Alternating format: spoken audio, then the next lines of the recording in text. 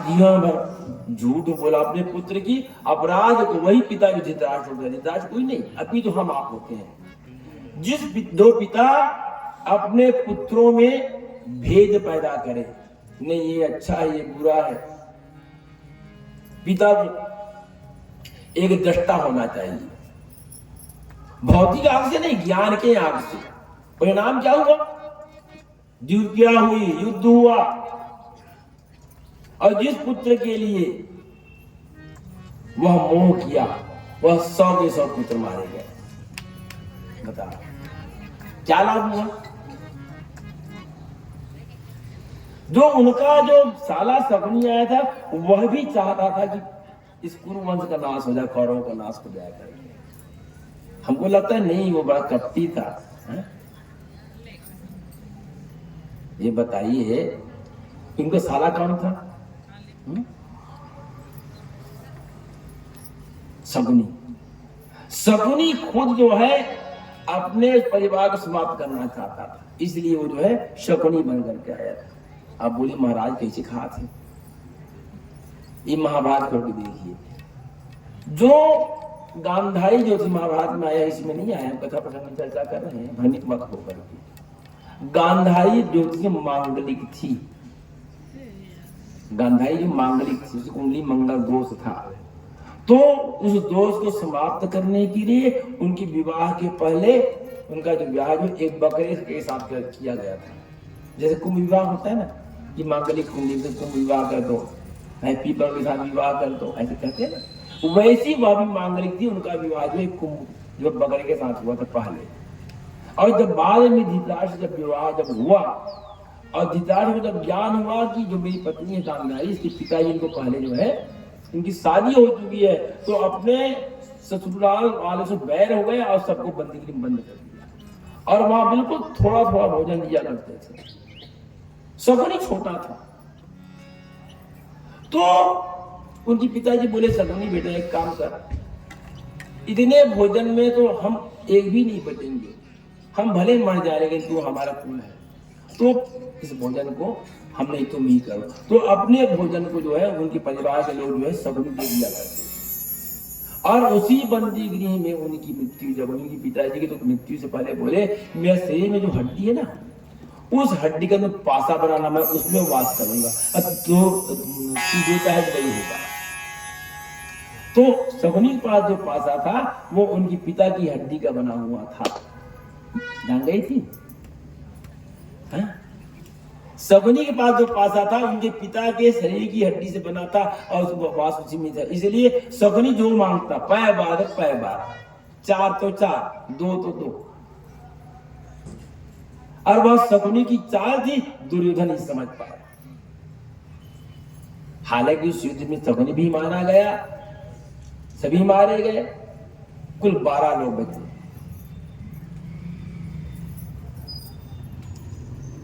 और इस प्रकार जो है भगवान उस युद्ध आदि संपन्न होने के बाद जो भगवान जो है वह ये समाप्त हुआ, उसके बाद भगवान पुनः जो है पहुंच गए अपने द्वारिकाधीश, द्वारका नगरी पहुंच गए। भगवान जो है जितने दुष्ट थे सबका नाश करने लगे, सबका नाश कर दिए, सबको उद्धार कर दिए। ये दंतवक्र भी जो शिशुपाल दंतवक्र, उनका भी उद्धार हुआ, शिशुपाल हुआ, दंतवक्र हुआ, उस बंदर का हुआ, पौंड्रक का, जितने संसार में जितने दैत्य थे, राक्षस थे, पापी, सबको भगवान जो है सबको उसका नाश करके उनको उद्धार करके अब भगवान ने द्वारिका नगरी में आराम से बैठे। और उसी समय उस द्वारिका नगरी में जो है उसी समय इस गुजरात नगर में, गुजरात प्रांत में एक उनका परम मित्र रहता है, उसका एक परम मित्र बाल सखा सुदामा। उस गुजरात प्रांत का एक शहर जिसमें जो है सुदामा रहा करता था। कहाँ रहते थे वो सुदामा के नगर? कौन सा? पोरबंदर, जिसको हम आज पोरबंदर कहते थे। सुदामा जो है अति दरिद्र लेकिन प्रशांत आत्मा, भगवान कृष्ण का परम उपासक, सुदामा। हम लोग बोलते ना ये सुदामा बहुत गरीब था, सुदामा गरीब नहीं था। सुदामा गरीब नहीं था। गरीब वहां होता है जिसके मुख में राम का नाम ना हो। गरीब वहां होता है भोजन ना कर सके। सुदामा भिक्षुक था। एक भिक्षु होता है, एक भिखारी होता है। भिक्षुक और भिखारी की इच्छा एक ही होती है, एक ही कामना होती है कि मुझको कुछ मिले। लेकिन भिखारी जो है मिलने के बाद भी संतुष्ट नहीं होता, और भिक्षुक जो है मिले तो अच्छा, अच्छी बात, ना मिले तो अच्छी बात। भगवान विचार करने लगे कि यहाँ उनका गुरुकुल का सहपाठी थे, दोनों एक साथ पढ़े थे। सुदामा जो है अत्यंत धनहीन था, शरीर जीर्ण हो गया था। उनकी उतनी अच्छी पत्नी, कभी उन्होंने शिकायत नहीं किया कि स्वामी आज घर में अन्न नहीं है, कि जल नहीं है, कि बच्चे भूख मर रहे हैं। वहां तो ना जाने कितना एकादशी होता उनके घर में, लेकिन कभी पति से शिकायत नहीं की सुदामा से कि स्वामी आप ऐसे हो। कोकिलानां स्वरूपम नारी रूपम प्रतिगत विद्यारूपम रूपानां क्षमा रूपास तपस्विना। इतनी सुंदर कौन है?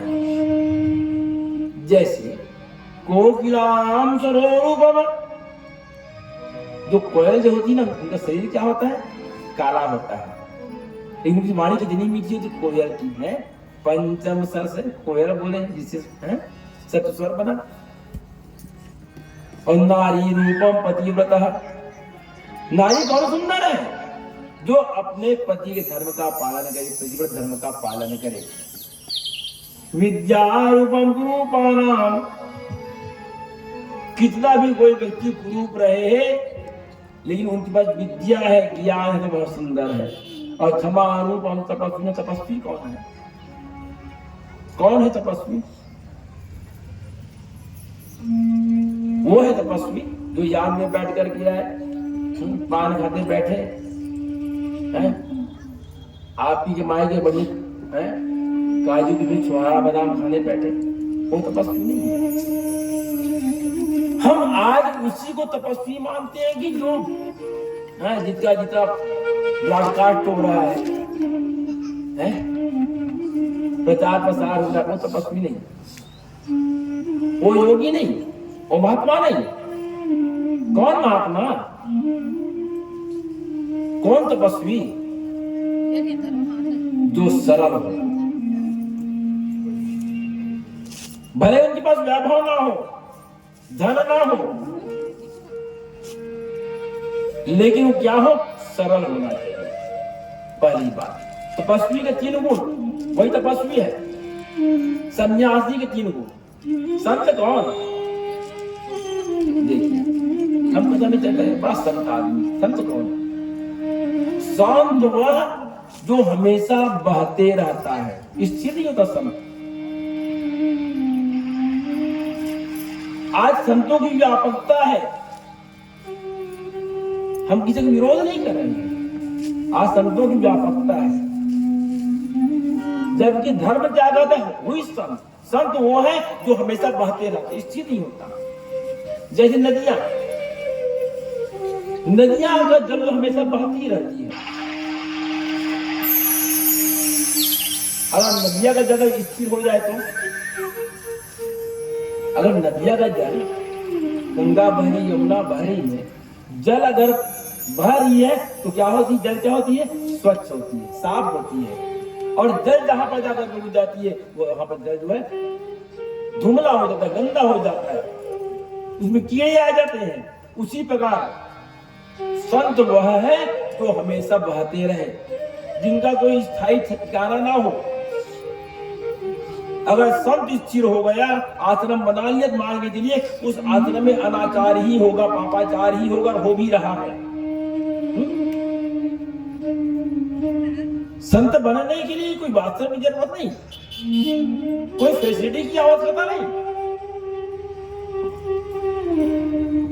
संतोन सत्य नयंति सूर्यम, जो अपने सदके बल से सूर्य की गति को भी रोक दे वो संत।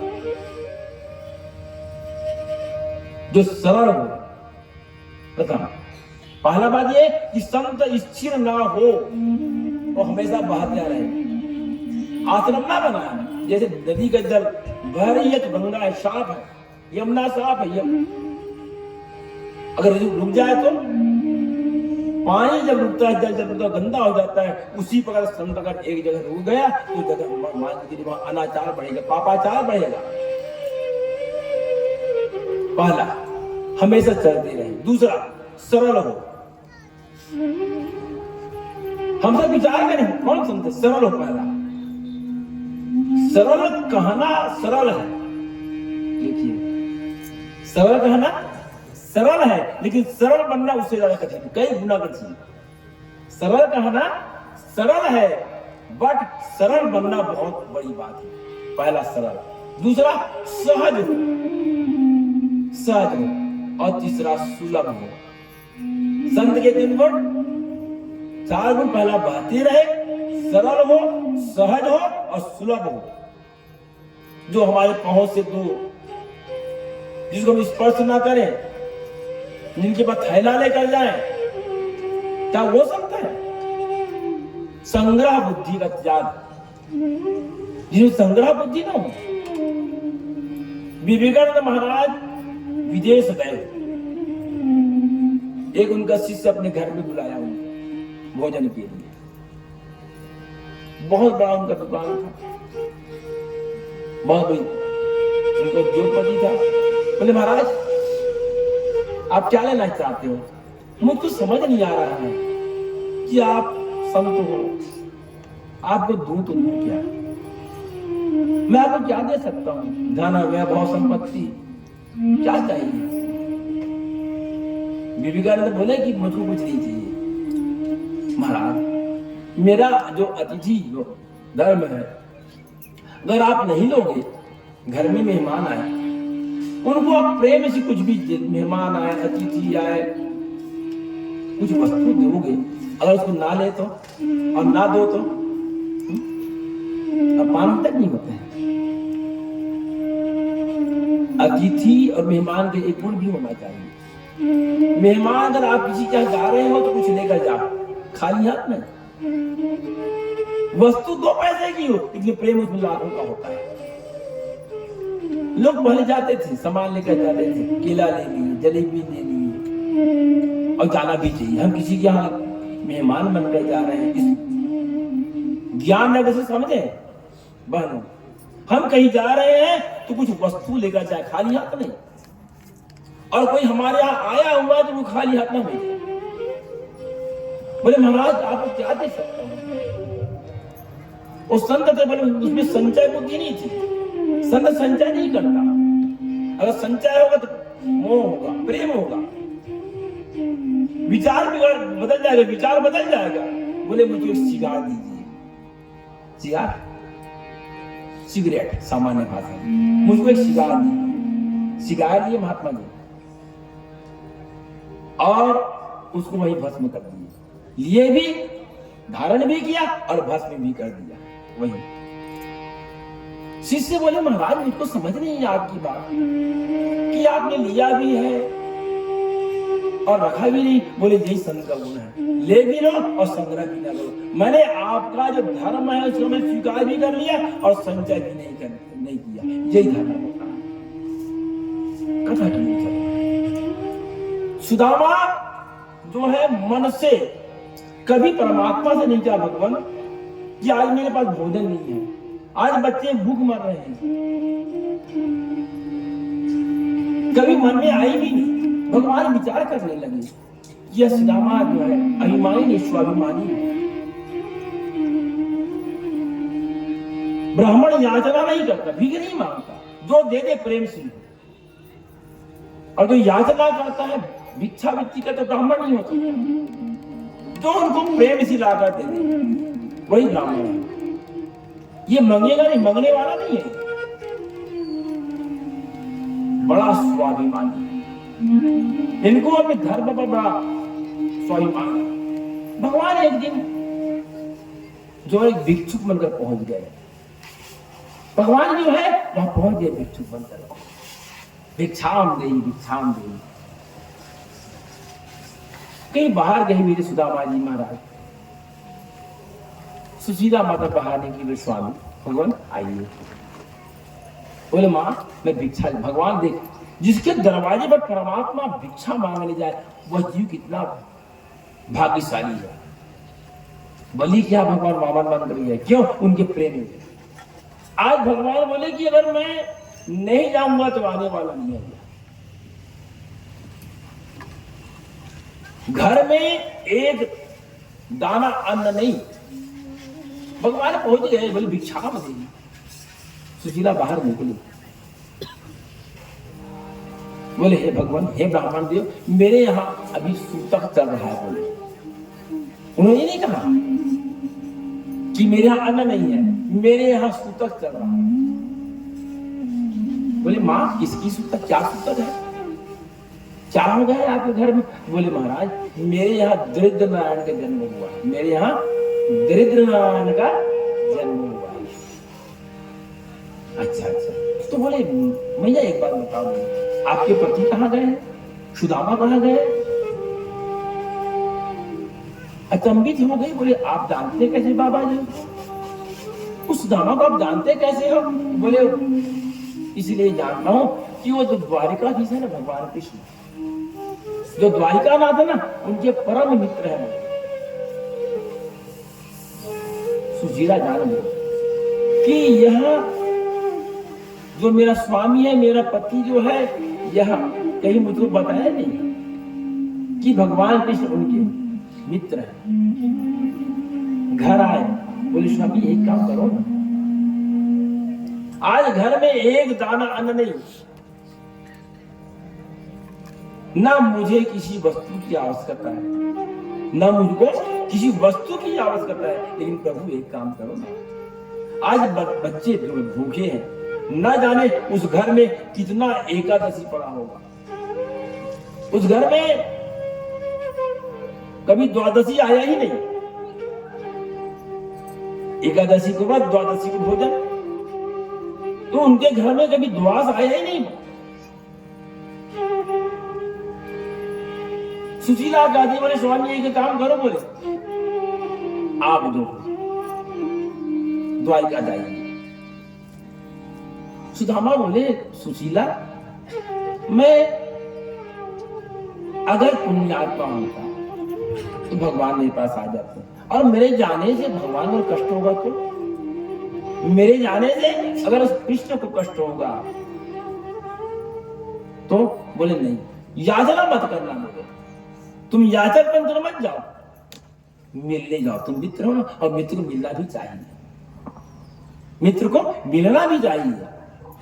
बोले सुशीला आज इस घर में एक दाना अन्न नहीं है,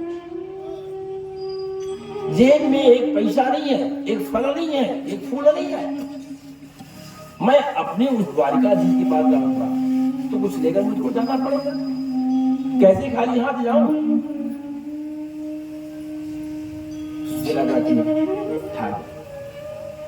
अपनी 4 ब्राह्मणी थी आसपास, भाई गरीब का साथी गरीब, अमीर का साथी अमीर, आसपास उनकी पड़ोसन की बात की, बोली भाई आप यहाँ कुछ नहीं क्यों, एक मुट्ठी चिवड़ा चाहिए, कुछ जगह चावल ही बोलते हैं, कुछ जगह चना भी बोलते हैं, लेकिन चिवड़ा ही मांगा गया है भागवत जी के अंदर, मुझको एक मुट्ठी चिवड़ा दे,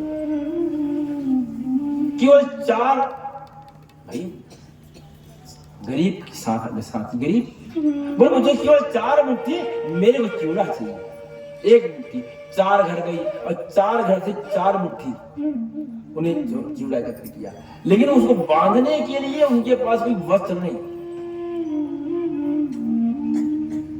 उनका स्वयं का वस्त्र कई जगह से न जाने फटा हुआ था। सुदामा भी हड्डी के ऊपर ढांचा दिख रहा था, लेकिन कभी मन में नहीं कहा भगवान मुझको कष्ट क्यों दे रहे हैं, मेरे जीवन में क्या ऐसा क्यों आया, बात भी नहीं आई, और हम क्या कहते भगवान मुझको बहुत कष्ट हो रहा है ना।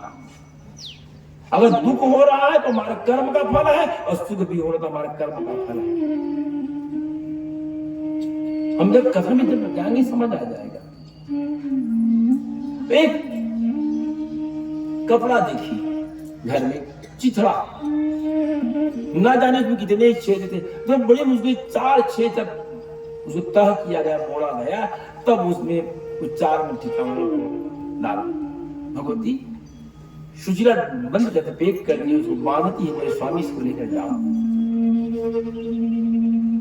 आज सुदामा जो है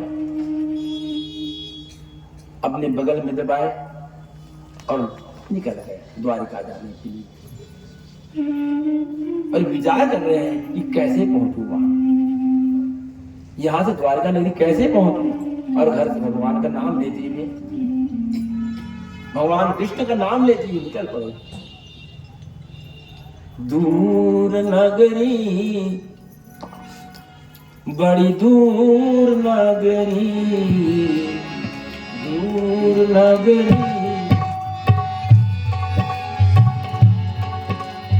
दूर नगरी, बड़ी दूर नगरी, बड़ी दूर नगरी।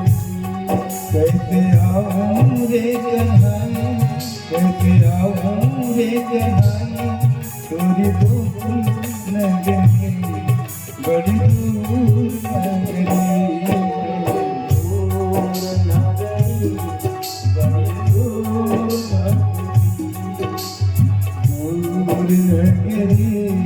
बड़ी दूर नगरी।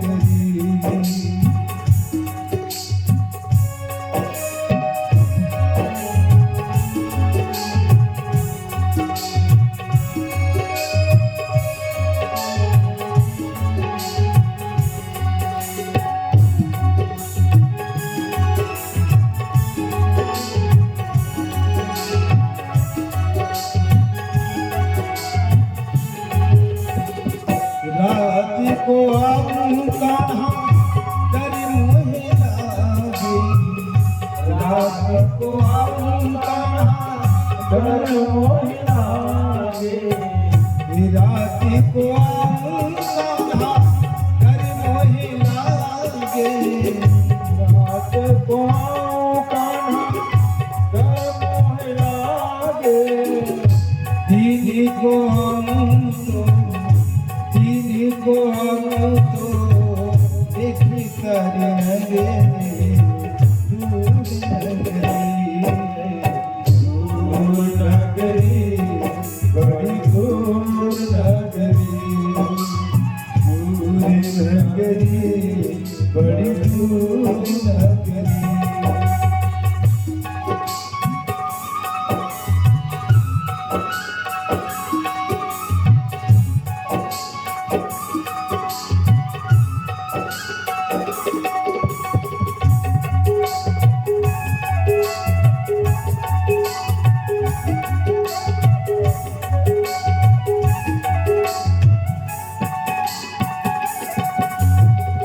सखी तंगिया कान्हा करन मुहे आवे,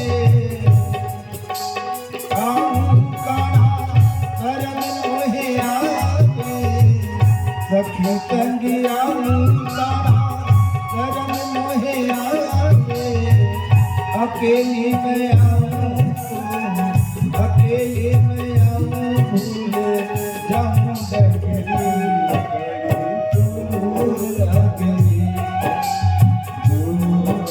डगरी, बड़ी दूर नगरी। कैसे आऊं रे कन्हैया, कैसे आऊं रे कन्हैया, तोरी नगरी, बड़ी दूर नगरी, दूर नगरी, बड़ी दूर नगरी, दूर नगरी,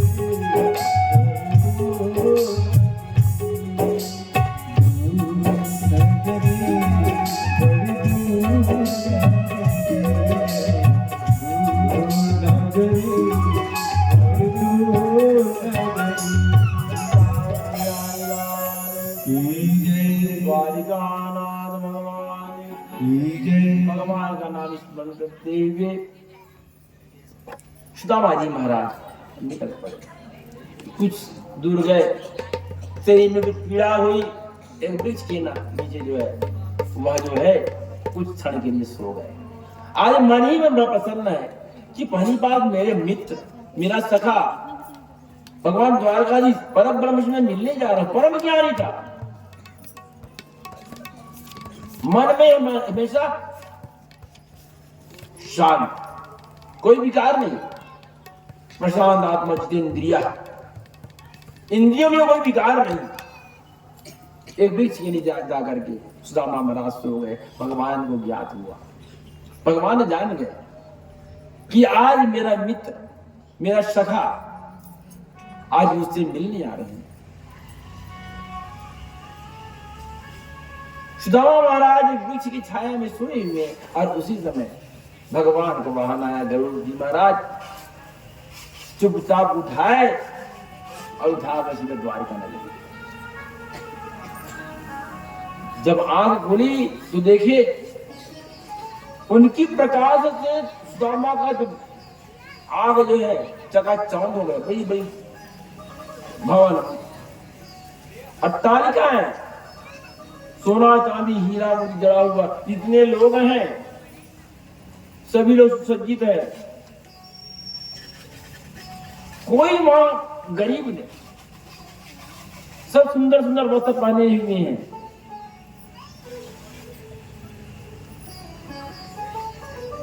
और पूछते पूछते बोले भैया, पूछे यहाँ द्वारिकाधीश कौन है, उनका भवन कहां पर है। किसी ने उनका उपहास उड़ाया कि कोई अच्छा भी रहता है, बोले यहाँ पर है।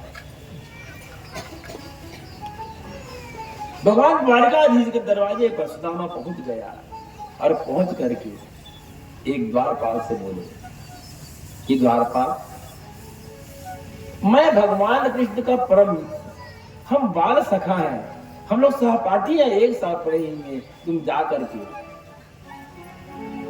सूचना दे दो कि तुम्हारा मित्र सुदामा आया है।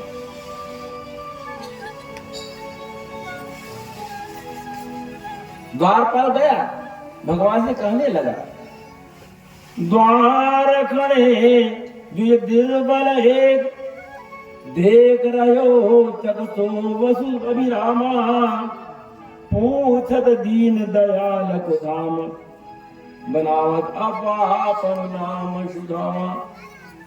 बोले हे द्वारिकाधीश, एक दरवाजे पर एक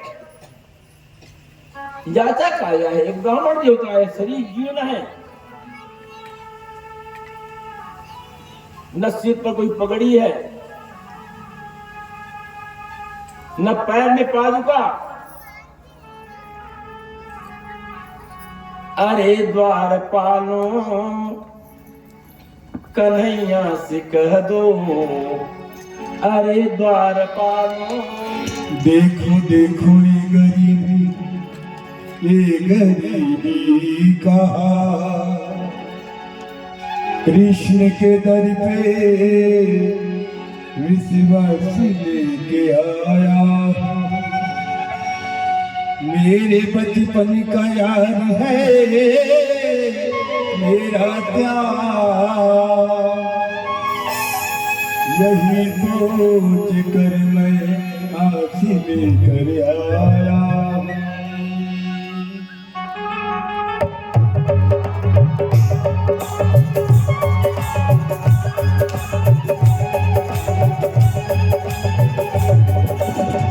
अरे द्वारपालो कन्हैया से कह दो, अरे द्वारपालो कन्हैया से कह दो, किधर पे सुदामा गरीबा गया, किधर पे सुदामा गरीबा गया, भटकते भटकते न जाने कहाँ से, भटकते भटकते न जाने कहाँ से, तुम्हारे नजर के करीबा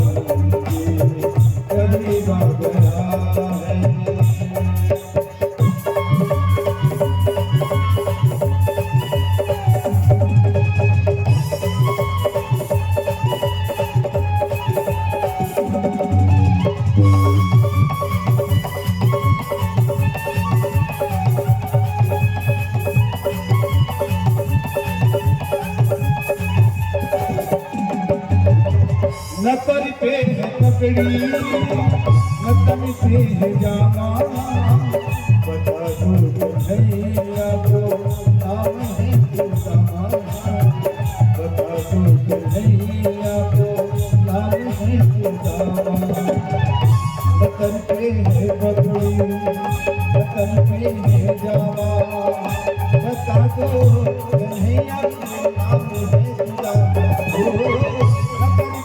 पगड़ी नतन पे जामा बता दो कन्हैया को नाम है तुझमा बता दो कन्हैया को नाम है तुझमा एक ही बार मोहन ले जा करके कर दो एक ही बार मोहन ले जा करके कर दो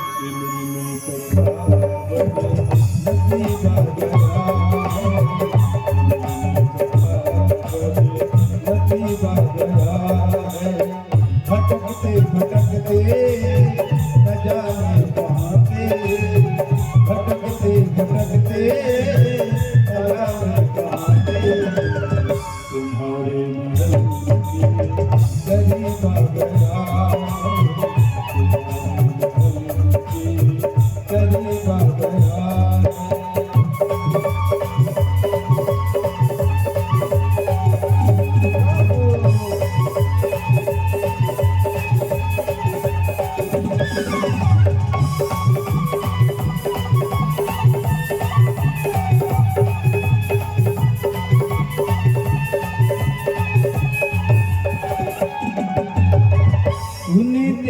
दौड़े चले आए मोहन लगाया गले से सुदामा को मोहन लगाया गले से सुदामा को मोहन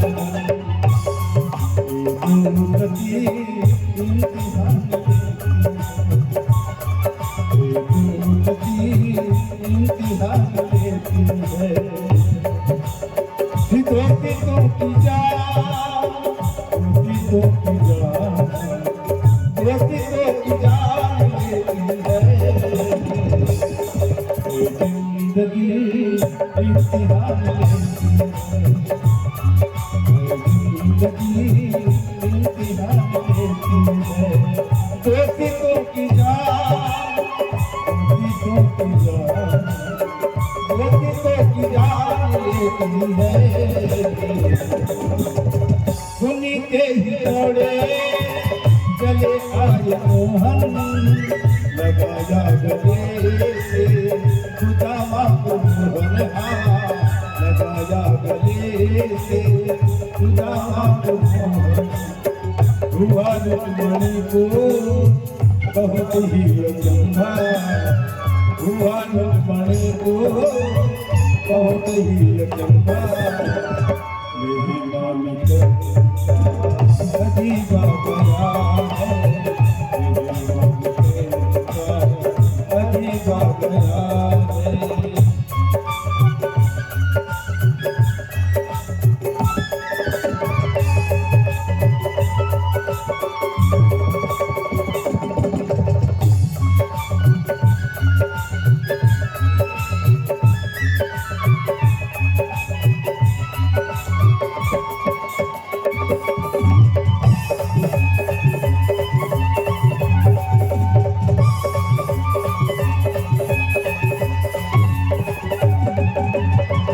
बराबर में अपने सुदामा बिठाए चरण हाथों से जामिन झुलाए चरण हाथों से जामिन झुलाए इतना राधा रोई रोई के लिए जितना राधा रोई रोई कान्हा के लिए कन्हैया उतना रोया सुदामा के लिए कन्हैया उतना रोया रोया सुदामा के लिए जितना राधा रोई रोई कान्हा के लिए जितना राधा रोई रोई कान्हा के लिए कन्हैया उतना रोया सुदामा के लिए कन्हैया उतना रोया रोया सुदामा के लिए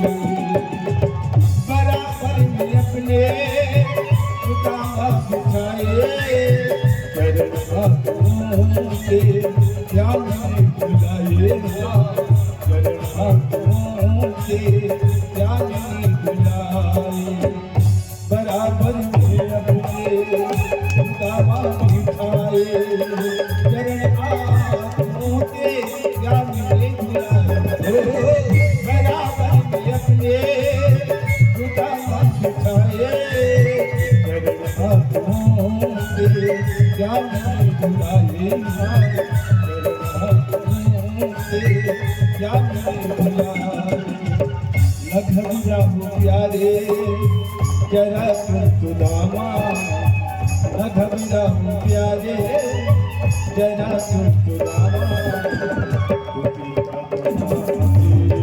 कभी बगला कहीं बगला भटकते भटकते न जाने कहाँ पे भटकते भटकते न जाने कहाँ पे तुम्हारी बदलती कहीं बगला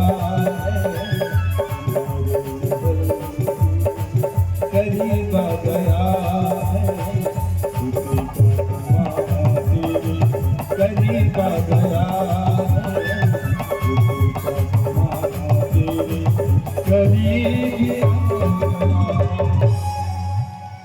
एक पार्सल चादर बोले कन्हैया हे द्वारिकाधीश, आपके दरवाजे पर एक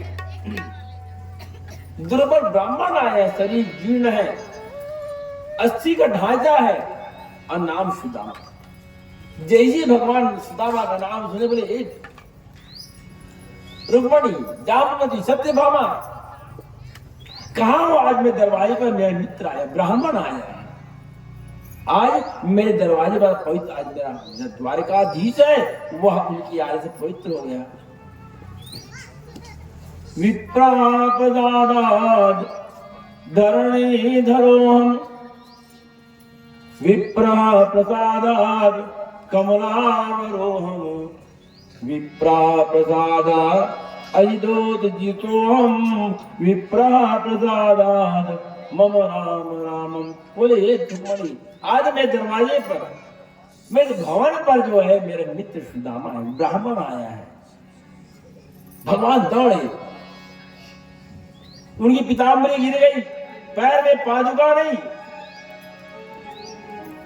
ऐसे भगवान दौड़ रहे हैं जैसे एक बछड़ा जो है अपनी मां को देखकर दौड़ता है। गौ माता जो है अपनी बछड़े को देखकर व्याकुल हो जाती है और बछड़ा जो है अपनी मां को देखकर दौड़ता है। भगवान दौड़ने लगे और सुदामा यह विचार कर रहा है कि आज जैसे द्वारकाधीश आएंगे मैं उनके दंडवत हो जाऊंगा। मेरा मित्र है, मेरा सखा है, मेरा प्रभु है, मेरा आराध्य है। भगवान पहुंचे और पहुंचते ही प्रणाम करने नहीं, झुकने नहीं दिया, आगोश में लिया। उनको हृदय से लगा सुदामा, कहां थे मित्र इतने दिन तक? आज इतनी रानियां हैं, रुक्मणी, मित्रवृंदा, भद्रा, लक्ष्मणा, जामवती, सत्यभामा, अचंभित बोले द्वारिका जी हमारे नाथ के बोले ये मित्र। भगवान लाए सुदामा को वहां से ससम्मान प्रेम से, बोले कहां थे मित्र, इतना दिन तुम कहां थे? कभी याद किया मुझको? आज कैसे याद आया? कहां थे? आज भगवान जो है अपने मित्र के प्रेम में जो है उनके आंख से आंसू बहा रहा है। कोई वेदना की नहीं, केवल मिलन के प्रेम का आंसू बह रहा है वहां पर। कितने वर्ष के बाद हम मिले हैं। भगवान उसको उठा कर लाए अपने पास और स्वयं जमीन पर बैठ गए और अपने सिंहासन पर गए। द्वारकाधीश जो है अपने आसन पर सुदामा महाराज को बिठा दिए। आज जो उनकी पटरानियां हैं अचंभित है, बोले अगर परमात्मा हमारे स्वामी अगर किसी को बिठाया है तो निश्चित तौर पे आज हमारा यह द्वारका नगर जो है यह पवित्र हो गया। कुछ सामान्य पुरुष नहीं। भगवान कहते रुक्मिणी आज मेरा मित्र आया है, मेरा सखा आया है, तुम उसके पैर के ऊपर छालन करने के लिए तुम जो हो जल लाओ। आज रुक्मिणी बड़ा प्रसन्न हो गई। क्या हमारे इस द्वारका नगरी में कई नौकर हैं, कई दास हैं, कई सेवक हैं। भगवान ने किसी को नहीं कहा कि जाओ सुदामा के लिए जल लाओ। पैर पर छाल, दरवाजे पर ब्राह्मण आया है। विप्रा प्रसादाद धरणी धरोहम, विप्रा प्रसादाद कमलावरोहम, विप्रा प्रसादाद अजितो जितो हम, विप्रा प्रसादाद मम राम राम। आज दरवाजे पर ब्राह्मण आया, या मेरा नगर जो है, मेरा महल जो है पवित्र हो गया। यत्र संगति न तुलसी ना शिवाय जन्म, वह घर पवित्र नहीं हो सकता जिस घर में संग का नाद ना हो। वह घर कभी पवित्र नहीं हो सकता जहां पर उसके घर के आंगन में तुलसी का बिरवा ना हो। वह घर कभी पवित्र नहीं हो सकता जहां पर ब्राह्मण भोजन ना करे। वह आंगन कभी शुद्ध नहीं हो सकता जहां ब्राह्मण के पैर की धूली की मिट्टी न लगा।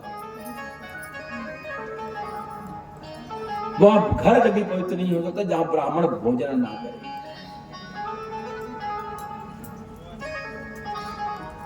यत्र संघ तुलसी ना शिवार्चनम, जहां सुखी तुलसी की बिरवा ना हो, जहां शंखनाद ना हो, जहां शिव की आराधना ना हो, जहां ब्राह्मण भोजन ना करे, तत्र पदमाम न तिष्ठति। ऐसे घर में लक्ष्मी ठहरती नहीं, और ठहरती है तो सुख नहीं है।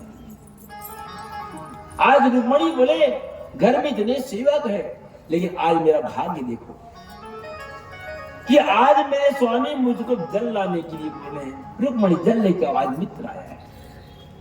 भगवान नीचे बैठ गए, परात लाया गया, पैर पर छाला नहीं की,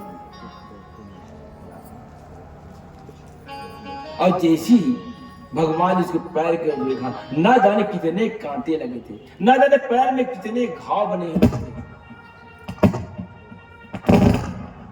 मां रुक्मिणी जो है जल लाने इधर गई, और भगवान जब उसके पैर को देखे तो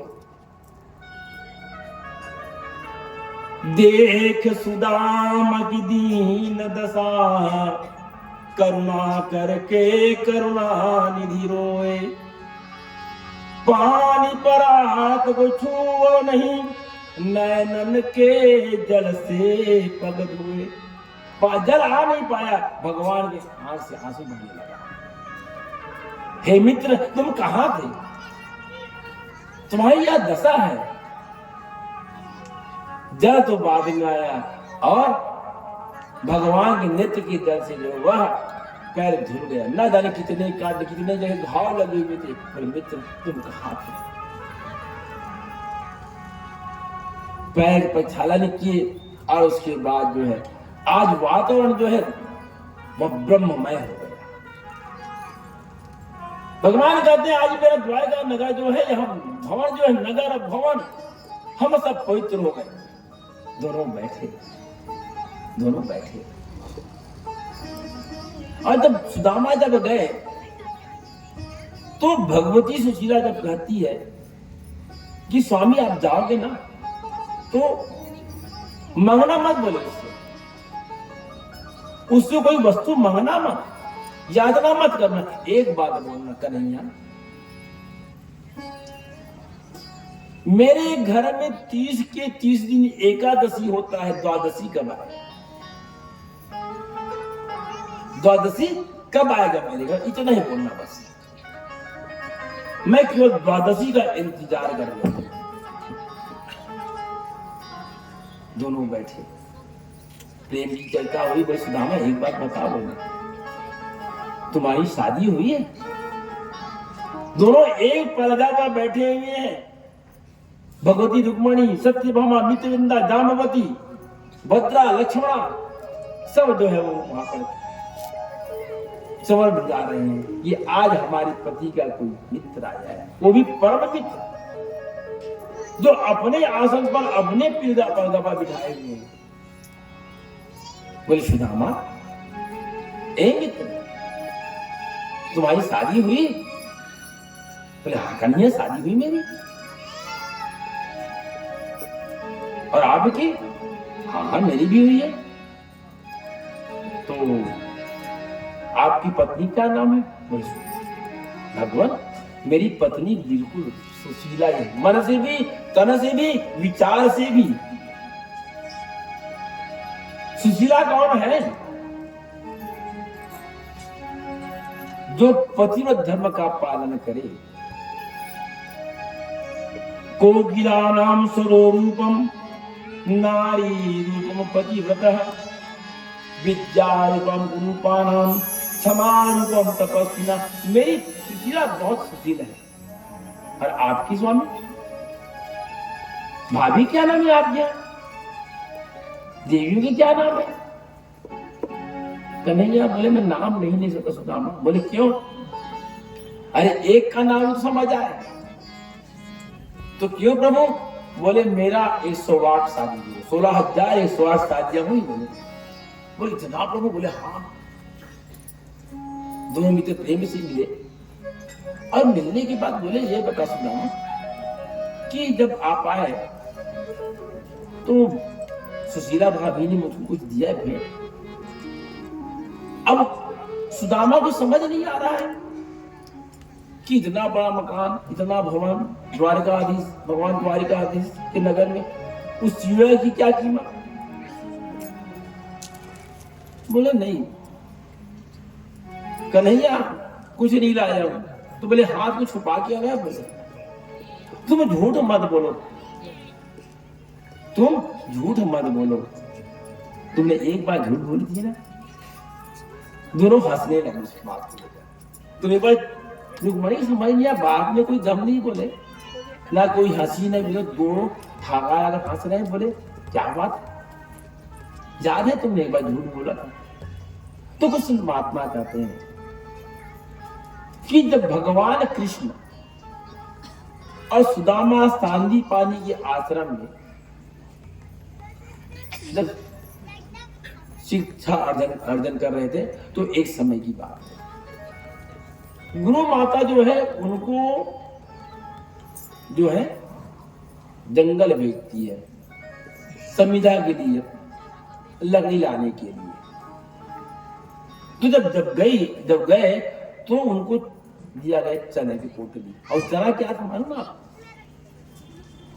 उनके पास जो चना था गुरु माता के पास, उस उज्जैन नगरी में सांदीपनि महाराज की पत्नी गुरु माता के पास वो चना चोरी की थी। शायद आप नहीं सुने होंगे, सुनेंगे सुन लीजिए, साधु बात सुन लीजिए। एक चोर था और वह किसी का चोरी करने गया। चोर को घर से क्या मतलब, छोटा बड़ा चोरी सी मतलब। तो वह चोरी करने गया तो एक गरीब महिला, एक गरीब स्त्री की, वह भिक्षा मांग करके अपनी जीवन चलाती थी। तो रात में जब घर में गया, उनकी कुटिया में जब गया, उनको एक पोटली मिली और उस पोटली को वह चोर समझा कि यह कोई सोना चांदी या जो भिखारन है, हो सकता है कुछ छुपा कर रखी होगी। चोर को मतलब क्या, अमीर गरीब से लाया और खोल कर जब देखा तो उसमें चने थे। उस चना को वह जो चोर था उसको जो है उस सांदीपनि के आश्रम में फेंक दिया। वहीं पर पास ही फेंक।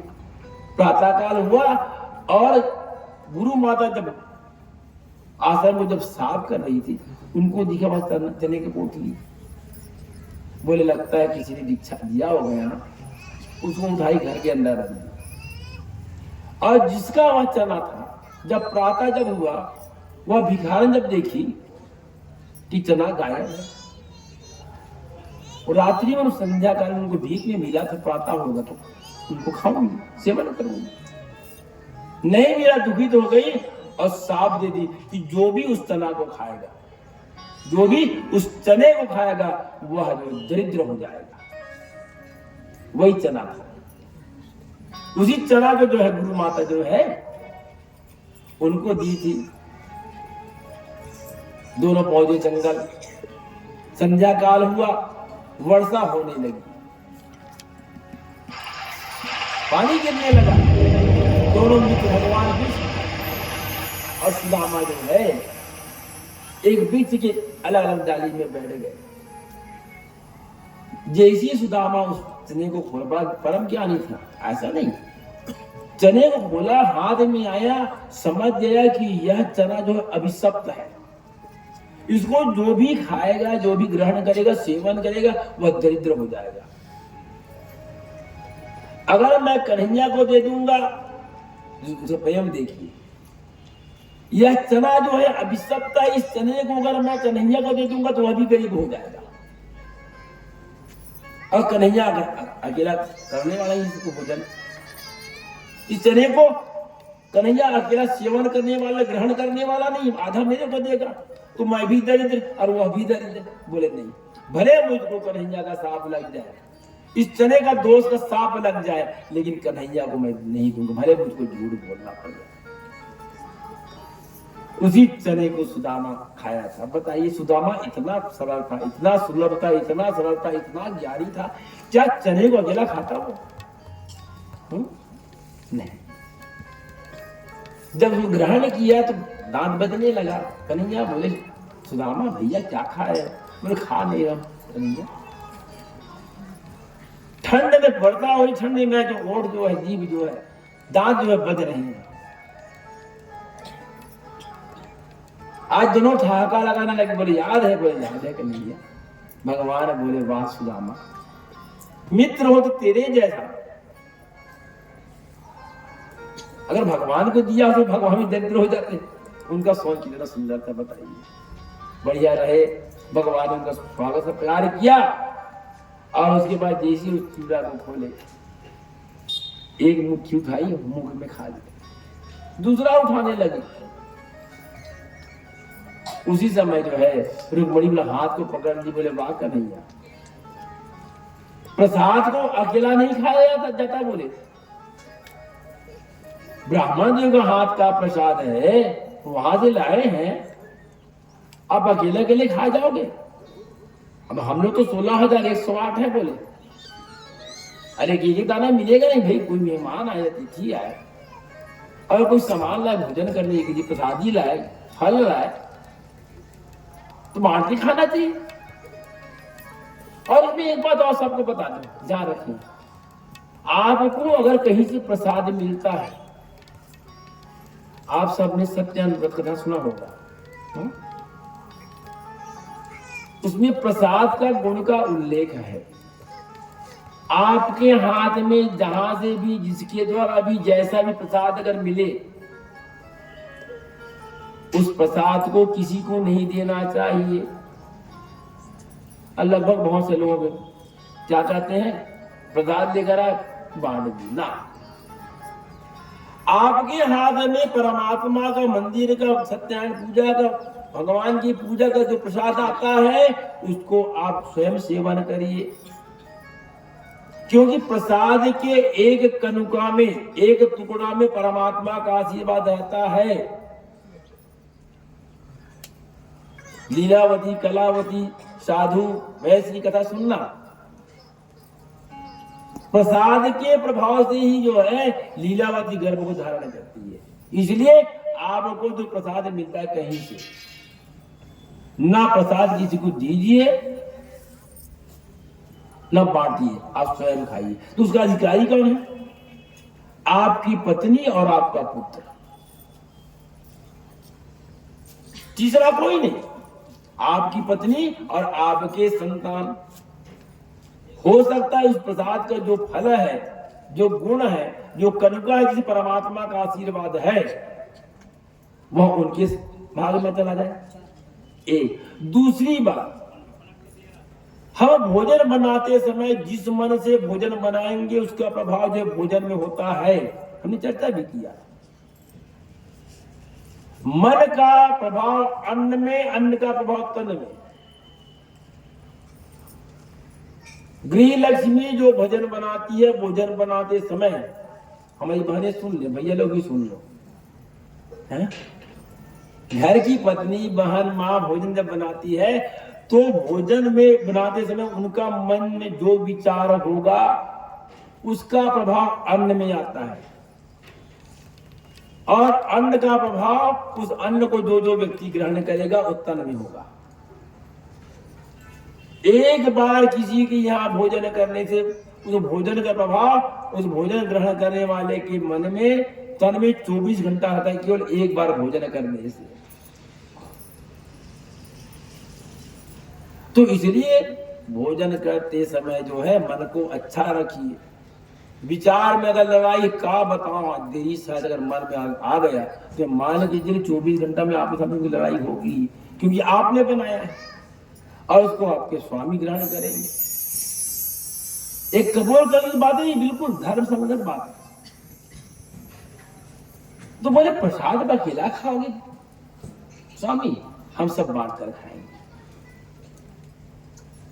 बढ़िया रहे 2-4 दिन, एक मुट्ठी भगवान ने उनका प्रसाद चूड़ा ग्रहण किया और मस्तक में देखिए क्या लिखे, श्री 6। उसके मत्स्य के लिखा में क्या लिखा था? श्री माने लक्ष्मी और 6 माने नाश। इनके भाग में श्री 6 है, भगवान ने पलट दिया। चार उल्टा किया तो श्री 6 को यक्ष श्री हो गया, और यक्ष माने कुबेर है। जो हम अपने कर्म के द्वारा, देखिए कभी कभी होता है कि हमारा भाग्य ही वैसी है, कुंडली खराब है, कोई खराब नहीं है। हम अपने भाग्य के द्वारा, कर्म के द्वारा अपने भाग्य को जागृत कर सकते हैं। भाग्य क्या है? ताला है। सुनिए, भाग्य मेरा साथ नहीं दे रहा है, भाग्य साथ नहीं देता, भाग्य केवल ताला है भैया। तो भाग्य रूपी ताला को किससे खोलें? कर्म रूपी चाबी से। कर्म चाबी है और भाग्य ताला है। इसलिए हम कर्म के द्वारा भाग्य को खोल सकते हैं, भाग्य से कर्म नहीं खुलता। और भाग में नहीं है कि भगवान के उसने मन नहीं। हम कर्म करें, निश्चित तौर पे 100% आपका भाग्य खुलेगा ही। चाबी तो आपके हाथ में है, जानते हो आप उपयोगी नहीं करते। कर्म करो, एक कर्म भूमि है। हम यहाँ कर्म करने के लिए आए, और जो व्यक्ति यहाँ आकर के कर्म नहीं करता, अकर्मण, वही जो है यहाँ पहुंच के समान है। श्री 6 को यक्ष श्री कर दी। आज जो है सुदामा को ऐश्वर्य की प्राप्ति होगी, धन वैभव संपत्ति सब बढ़ गया। जीवन में अगर युवा अवस्था में दुख आए, समस्या आए, कोई तकलीफ नहीं, हम इस कथा से जान लें। युवा अवस्था में जब तक शरीर में ताकत है, हाथ में काम करने की क्षमता है, बोलने की क्षमता है, दुख आए कोई बात नहीं, हम ऐसा कर्म करें कि हम वृद्धावस्था में हमको दुख नहीं मिलनी चाहिए। पुत्र हमारा सहयोग करे, पत्नी हमको सहयोग करे, बच्चे हमको सहयोग करे, प्रेम से बोले केवल। इसलिए भगवान अगर दुख देना है हमको, तो हमको युवा अवस्था में, वृद्धावस्था में नहीं, तभी हम परमात्मा को भज पाएंगे। आज सुदामा जो ऐश्वर्यवान हो गया, कुछ समय रहे, भगवान ने उनको जैसे आए थे वैसे ही भेज दिया। भैया दुपट्टा लगा आए थे आप, लंगोट पहन कर आए थे, वैसे ही भेज दिया।